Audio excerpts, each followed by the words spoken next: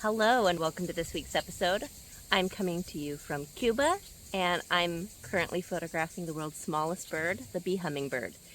In this week's episode, we're going to talk about how to photograph hummingbirds and other fast flying birds. So stay tuned to this episode.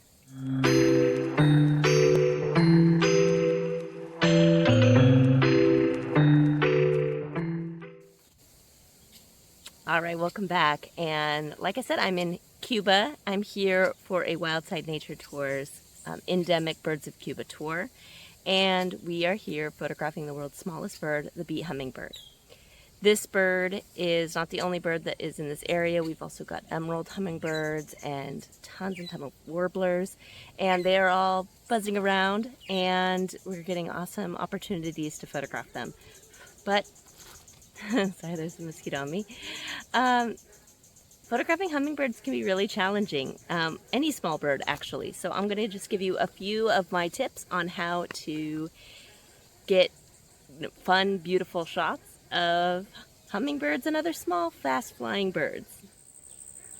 All right, tip number one, most important, you need to be able to find them. So you have to go to an area where hummingbirds are. So first of all, finding a location that the hummingbirds are, and then finding a beautiful spot to photograph them. A lot of lodges of places you'll go, especially in Central and South America or in the Caribbean, you're going to find places that have hummingbird feeders set up. That is what's set up here at our lodge here in Cuba. So we have some hummingbird feeders, but most importantly, we also have some natural flowers. So the feeders are luring them here, but they're also utilizing the flowers, which are making for some beautiful photographs. So you have to find a good spot, first of all. Tip number two is you want good light. So see where the light is coming, and that might determine when and where you're going to photograph them. So typically you're going to want some front lighting for hummingbirds to get that fast lighting. So if the sun is coming up, angling at the feeders or the flowers in the evening, then you want to be in the evening. If it's doing it in the morning, you want to be there in the morning. All right, tip number three is shutter speed. Hummingbirds are flying extremely fast. So that means you have to have a very, very fast shutter speed. So you're going to maybe use a higher ISO, faster shutter speeds, and typically a little bit wider open aperture. So I'm photographing at 6.3 just because it's a little bit of lower light in the shadows. So I want to make sure that I have enough light to be able to photograph them at a speed, and the speed I'm using is 25/100th of a second. You can even bump that up if you have enough light, but you don't want to go much lower than 2,000th of a second, otherwise you're going to get blur. All right, speaking of blur, maybe you want to show the wing movement. So if you can slow it down, I wouldn't go any lower than 1/1200th of a second for a hummingbird. You might get some wing movement.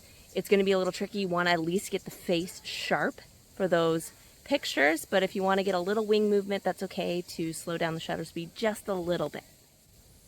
All right, and my last tip is they move around a lot. It can be really frustrating. So what I would do is find a good location, a flower, avoid the actual hummingbird feeders. They're not always the most attractive of the scenery, but if you can find a flower or a perch that they're going back and forth to, they love to go back to the same location.